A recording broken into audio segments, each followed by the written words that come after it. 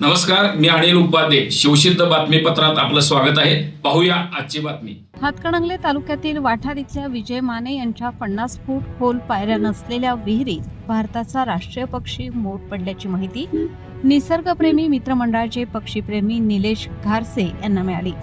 त्यांनी तात्काळ सर्पमित्र रेस्क्यू टीमचे संदीप गोसावी, प्रणव कांबळे, डॉक्टर शुभम करडे, खंदारे यांना घटनास्थळी बोलावून घेतले.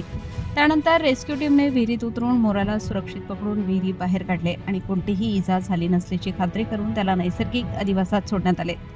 वनरक्षक प्रदीप जोशी आणि महाराष्ट्र पक्षी मित्र संघटनेचे कोल्हापूर जिल्हा समन्वयक निलेश घारसे यांच्या मार्गदर्शनाखाली हे रेस्क्यू ऑपरेशन पार पडले.